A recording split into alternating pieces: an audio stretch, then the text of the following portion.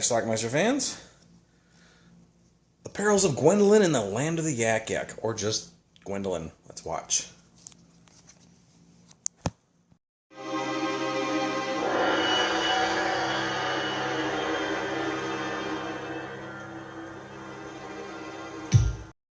Alright, these are some thieves by some dock in the Philippines or somewhere. And they're stealing some books. That's not their biggest prize. Tawny Katane is. She has smuggled herself here to look for her father who went missing while looking for a rare butterfly. This is her friend Beth who's come to catch her. Where is she? Where'd she go? Well, she's taken in by this Chinese guy. And then Willard bursts in. Indiana Jones style. The bastard who shot at me. But what I don't like is being taken for a fool. So why don't you just give me my money and we'll call it even, okay? Because I'm such a nice guy. Come on. Gwendoline wants him to help her now find her father. How can I ever thank you, sir? Look, you just cost me $60, so get out of here. Otherwise it's gonna be just like these beat-up bags of yours. But it's father's whole life. If he manages to catch the butterfly, it will carry his name in all the journals. I know all that. And I can show you where you can find your butterfly. And people die. He's in the land of the Yik Yak. It's not my fault that your butterfly loves the Yik Yak. Yik yak. They get thrown in jail and Willard finds a way to get out. Ouch! Thanks, pal. Anyway, the lady stowed away on his boat and he ain't having it. Where you go?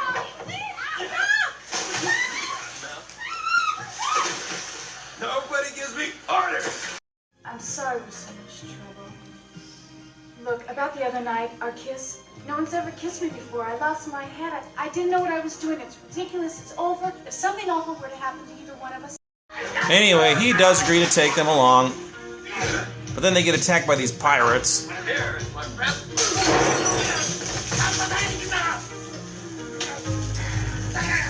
Yik yak. What the hell are you gonna do in the Yik Yak? You found your father, didn't you? I'm gonna catch that butterfly. It's gonna bear his name. It was his whole live stream, and I'm gonna make it mine. Oh, you. And don't bother counting. This isn't the time or the place, and it's all. She ended up stealing all of Willard's money to buy some I'd stuff. like to know where you. He doesn't know it yet, though. Yeah, well, you'd be disappointed to find out. I'm waiting. Take your clothes off, quick! They're running out of water. I said take them off! He's crazy! We'll catch the flu! Would you rather die of thirst? They fall into a trap. The kiosks.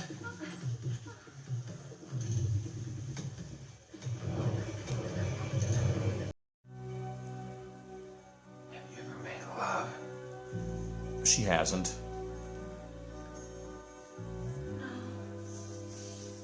I mustn't let you die without making love. Well, they don't actually make love there. But they do manage to escape.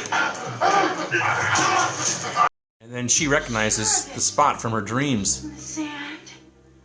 The body being dragged. The butterflies are right over there. Inside that crevice. Oh, this is magnificent! You really think your insect is down there? Sure, all I need is something to throw in. Not my hat! And sure enough, there's the rare butterfly. What are you waiting for? But then Beth takes a fall. She was helped with it, too. They wind up in a place populated by only women. Not one man. Only women. The place is also full of diamonds. And they're now masquerading in the same costumes as the guard. Those look like diamonds, don't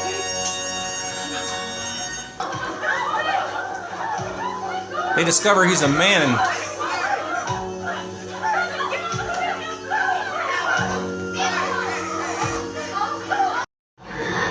they also mention there's cannibalism in this movie.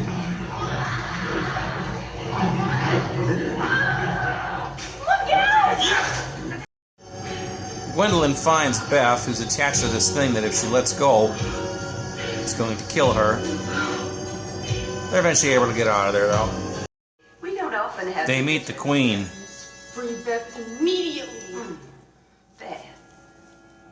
Her name down here is UX189.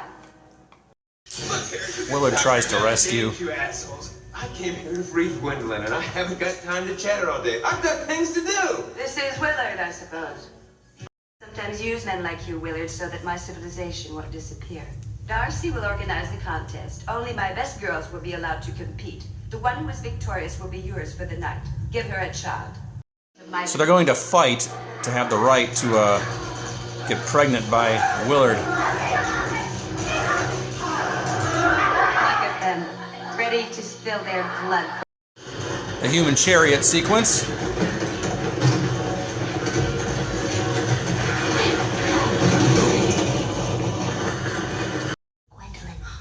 Gwendolyn was being followed. They managed to kill her, so they're going to switch costumes here, so they think Gwendolyn's dead. So the battle over Willard's seed commences. This battle includes Gwendolyn. Fantastic costumes in this film. Stop this massacre! The Queen's will is the will of the Queen. Anyway, this is Well, that's boring. profound. I'm not at all amused. That's your loss. The human shield sequence. Beth happens to be her shield.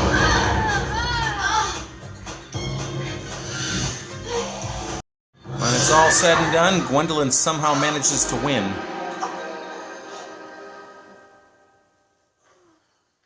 You won the bet and you won the girl, Willard. Remember, she's a virgin. What you've done? How do you make love to a man?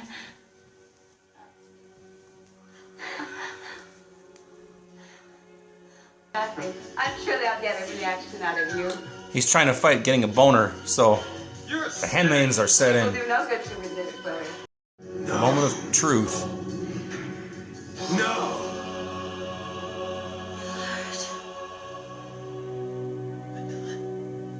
What did he say? Anyway, they consummate their act, and then somebody presses the self-destruct button.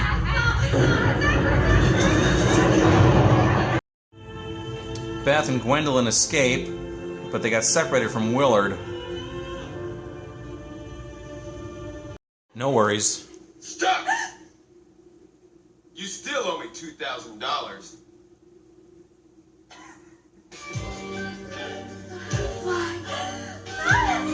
Alright, let's talk about this film. Now, I had this tape on a beta tape back in the day. I taped it off a cable. It was back then called The Perils of Gwendoline. That's how I knew it at. And it was about 96 minutes long, which I believe is as long as the VHS tape was. However, sometime in the early 2000s, I picked up a PAL VHS tape of this, which was like an hour and 45 minutes, which is what the running time of this one is, too. So I always had an uncut version of it. Although, to be honest with you, I don't know what those 9 extra minutes give us. Because there's nothing like overly sexual in this movie. There's a lot of skimpy outfits though, which is awesome. But yeah, so anyway, we got a movie here. It's kind of like, I'd say it's kind of like an Indiana Jones type thing. At least that's what Brent Huff's character of Willard is supposed to be, I think. Although some of his dialogue reminds me of trying to be Han Solo also. But anyway, we have this woman named Gwendolyn, played by Tawny Kitaen, who's gone to, I believe, the Philippines to try to track down her father, who went missing after trying to search for some elusive rare butterfly. Well, she smuggles herself in a crate to get there. She gets kidnapped by these like Chinese terrorists or something. I don't know. Brent Huff, Willard, saves her, although he's actually not there to save her. He's there to get some money from some other guy there, but rescues her in the process. She feels drawn to him then and wants him to help her find her father, which he refuses to do, although he can be bribed. And eventually he does take her and her friend Beth out looking for him. They end up in the desert, and then they end up in this land, this mysterious land underground. I guess this is the land of the Yik Yak. They find out that her father had passed away, but she still wants to find the butterfly. So in searching for this butterfly, they end up in this Yik Yak land filled with just females. There's actually, I take that back. There's like one male in there, but there's a queen woman. It's like just this underground planet of female warriors. They get captured, and the queen wants Willard to be like a stud to give, have sex with a woman and then give birth or get the woman pregnant. Little does he know, though, once he has sex, they kill him. That's what they do in this world here. But there has to be a competition to win his penis. So Gwendolyn, who was thought to be dead, dons the costume of one of the guards stuff, and then she participates in the contest with 3 other women. She ends up winning the thing, of course, and then she ends up having sex with him. She's a virgin, by the way. I guess she went to some nun college or something before she got her, so she's very naive. But they have sex with each other. Then this guy, Darcy, who was like the only guy in this world, got even with the queen by igniting this doomsday button, which starts to blow the whole thing up. So they run out of there and escape. Willard lags behind a little bit because he went to try to find this butterfly. He escapes too, and then in the last scene in the movie, he presents the butterfly to Gwendolyn, and I guess they live happily ever after. Boom.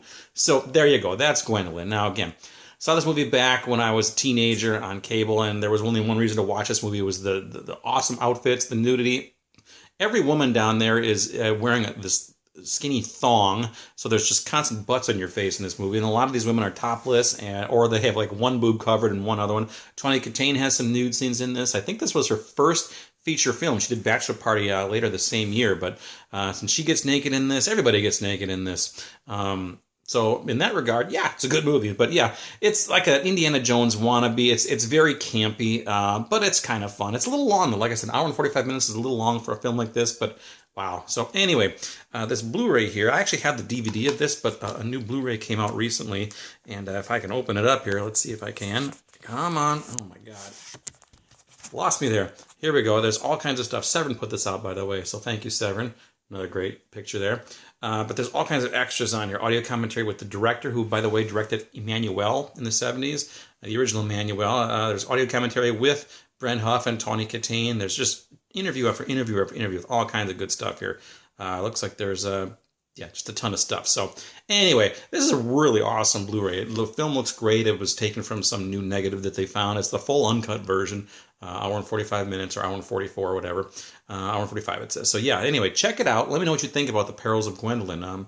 It's decent. So check it out, watch it. Leave me some comments. Let me know what you think about it. It's Gwendolyn. Watch it. Bye.